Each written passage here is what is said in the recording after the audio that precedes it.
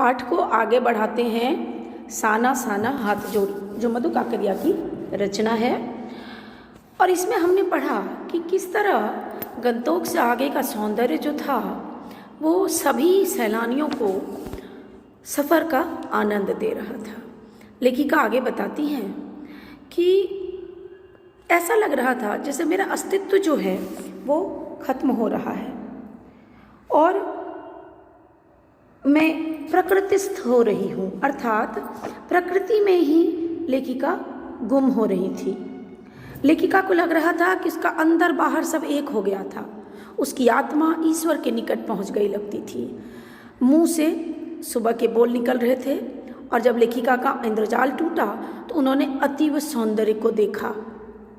फिर लेखिका आगे बढ़ती हैं और कहती हैं कि घाटियों में जो खिले फूल थे वो जीवन का आनंद, एहसास, चलायमान सौंदर्य ये लेखिका को महसूस हो रहा था।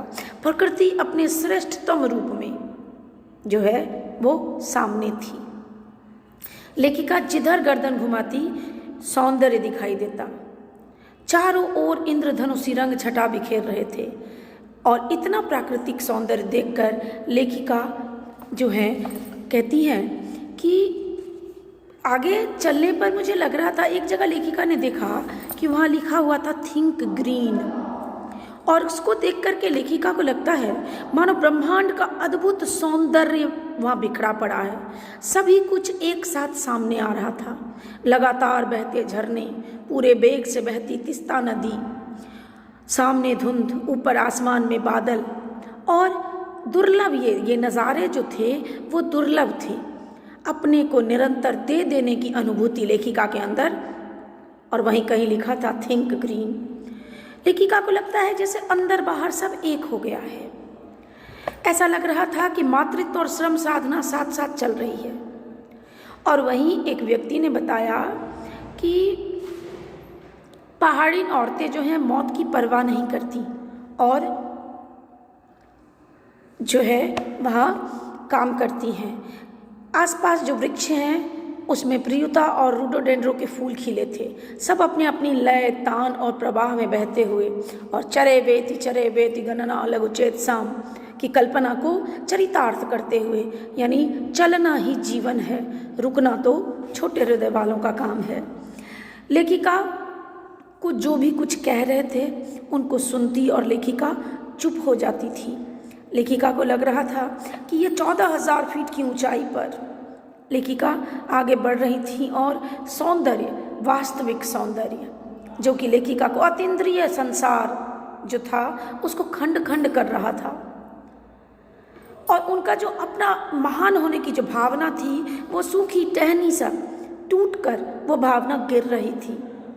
वहाँ पे लेखिका आगे बढ़ती हैं और जब आगे आती हैं और तिस्ता नदी के किनारे बैठती हैं तो लेखिका को ऐसा महसूस होता है मानो वो कोई जो है अभिशप्त राजकुमारी है। इतने स्वर्गीय सौंदर्य, नदी, फूलों, वादियों और झरनों के बीच भूख, मौत, दैन्य और जिंदा रहने की यह जंग, मातृत्व और श्रम साधना मानो एक साथ चल रही थी। लेखिका कहती है एक कर्मचारी ने वहाँ लेखिका को बताया कि यहाँ जो लोग हैं ये पहाड़ी औरतें रास्ते को चौड़ा बनाती हैं, और लेखिका के मुंह से अनायास निकल जाता है कि ये तो बड़ा खतरनाक काम है। कई बार काम करते करते किसी न किसी व्यक्ति की मौत हो जाती है, क्योंकि जब पहाड़ों को डायनामाइट से उड़ाया जाता है तो उनके टुकड़े इधर उधर गिरते हैं। यदि उस समय सावधानी ना बरती जाए तो जानलेवा हादसा घट सकता है। फिर लेखिका आगे जाती हैं और कहती हैं कि वहाँ से आगे जाने पर लेखिका को जो है एक कर्मचारी चुहलबाजी वाले अंदाज में कहता है कि हम जब ये बनाते हैं तभी, ये दुस्साध्य कार्य जब हम करते हैं तभी आप लोगों को रास्ता मिलता है।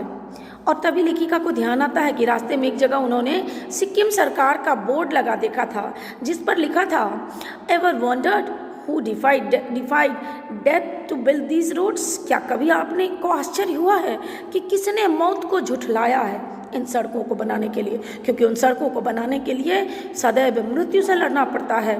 कोई नहीं जानता कि उस रास्ते को बनाने के क्रम में कब मौत आ जाए। ये सफ़र जो है, लेखिका कहती हैं कि अचानक लगा जैसे टीवी में चैनल बदलता है, वैसे मेरा चैनल बदला और वहाँ उन्होंने आदिवासी स्त्रियों को देखा जो पीठ पर बच्चों को कपड़े से बांधकर और पत्तों की तलाश में, जिन पत्तों से पत्तल बनाया जाता है और भी बहुत सारे काम किए जाते हैं। लेखिका कहती हैं कि इन पत्थर तोड़ती पहाड़नी औरतों के हाथों के जो ठाड़े थे, ये ठाड़े हाथ में पड़ने वाली गांठ को कहते हैं, ठेला कह सकते हैं जिसे, वो एक ही बात कह रहे थे कि आम जिंदगियों की कहानी हर जगह एक सी है। सारी मलाई एक तरफ और सारे आंसू, अभाव, यातना और वंचना एक तरफ। आम जनजीवन जो है हर जगह एक ही जैसा है, लेकिन फिर भी यहाँ का जो सौंदर्य है और यहाँ के लोगों की जो मेहनत है वो अनुपम है। वहाँ लेखिका की जो मित्र थी मणि और जो जितेन नार्गे, वो लेखिका के पास पहुँचते हैं और लेखिका को जब गम में देखते हैं तो जितेन कहता है कि ये हमारे देश की आम जनता है, ये तो आपको कहीं भी दिख जाएंगी। क्या इतने पैसे आपने इन महिलाओं को ये गरीबी को देखने के लिए किया है? चलिए आगे सौंदर्य देखते हैं। और लेखिका के मन में बात आती है कि ये देश की आम जनता नहीं है, ये देश की आम जनता नहीं है, जीवन का प्रति संतुलन भी है। ये बेस्ट एट रीपेइंग, यानी जिसके लिए आप रीपे करते हैं उसके लिए सर्वोत्तम कार्य है ये। कम लेकर के अधिक देने की बात है ये। कितना कम लेकर के ये समाज को कितना अधिक वापस लौटा देती हैं, मन में ये बात आती है। और उसके बाद उन श्रम सुंदरियों की खिलखिलाहट लेखिका को सुनाई देती है और उन खिलखिलाहट में ऐसा लगता है जैसे जीवन लहरा रहा है और प्रकृति जो खंडहर जैसी है वो ताजमहल में तब्दील हो गई है। धन्यवाद।